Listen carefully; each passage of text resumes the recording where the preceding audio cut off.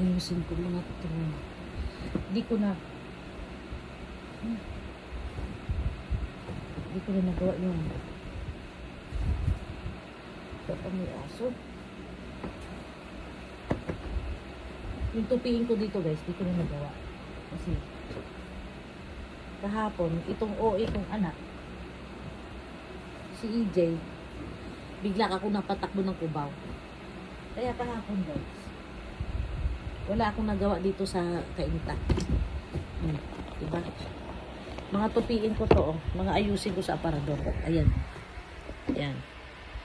So ngayon, papaano ako ngayon mag-ayos na, babalik na naman kami ng Cubao. Kasi si Jessica, yung may applyan sila ni Jamaina na part-time.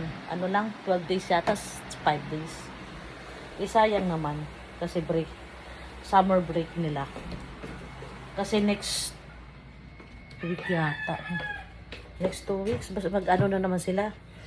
Mag-duty. So, ayan. Bababa ko na to. Tapos, bubunutin ko na yung outlet. Ay, yung sa aircon pala. Baka mamaya di pa na. Ay, ayun, di pa nga nabunot. Ay, binubunot namin yan guys. Pagka umalis kami for safety. So, teka. Isara ko lang yung pinto. Ay, pinto. Pintana. Ayan.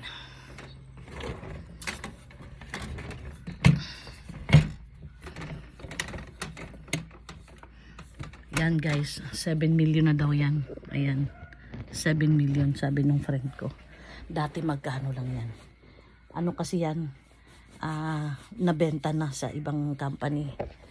So kaya tumaas ang presyo. Tumawid ako sa kama. Ay. Ayan. Kaya hindi to pantay-pantay ang ano ko guys. Unan. Yan. Kasi pag nandito yung mga anak ko, kinukuha yung unan ko. Kaya iba-ibang mukha ng unan. Nasa kabilang nasa kabilang kwarto. Teka. Ayan.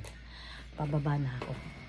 Jason, yung halaman dito sa taas hindi mo naman madiligan. Teka, unahin ko muna itong dalawang bag. Tapos itong malaking bag. Yan. Mga damit ko yan. Babalikan ko. Kasi di ko kaya dahil may cellphone ako dala. Ay. Ano yan? Sige. Kakainin ni EJ yan. Gison, pag uwi nyo bukas, wala kayo ititirang hugasan Wala, di naman ba? Kung pinala na yung tawag ko na panalang ko. Pala, syempre, para wala kang dahilan na nakalimutan, pinaalala ko. Kuya. Jason, maglagay ka nga dito ng basurahan sa sa sala. Ginagawa nilang basurahan yung display ko Nasaan ba? Saan dito Son? Punasan tas i-arrange bago takpan. Ano yung video mo dyan? Binibidyo ko para ebidensya ba na inutos ko. Teka lang, may puwing ni tubig na ba? Ay, wala. Kain tayo. Hindi ka pa nagkapisek?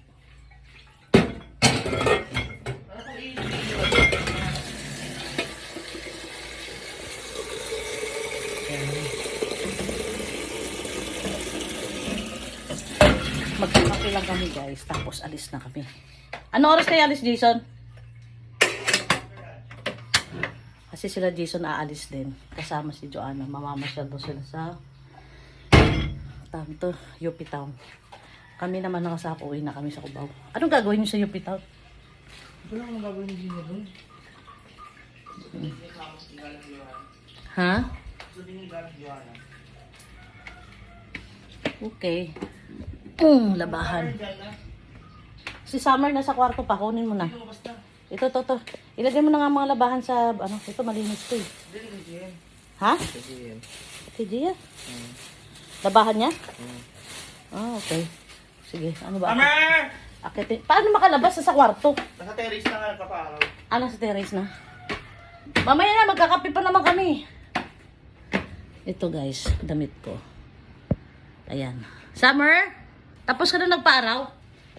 Si Summer guys, pag nandito yan, dito yan sa, dito yan nagpapaaraw. Kasi routine lang niya yan eh. Ayun. Diyan ka lang, diyan ka lang. Diyan ka lang, magkakape pa ako. Oh, ayan. Yan yung spot niya guys para mag sunbathing. Summer, pagkatapos mo dyan, baba ka na ha. Uwi na tayo. Nilalamig ka? Dito, may araw dito. Lipat ka dyan, may araw dyan. Sige. Kape lang ako, tawagin kita pag uwi na tayo ha. Nag-aircon ka kasi. Paano ba naman dito natulog sa kwarto lang ni Jamaina? Ang lakas ng aircon no? Eh hindi siya nakakasustain ng aircon. Electric fan lang yan. Nginig ng nginig! Nasa terrace! Diyos.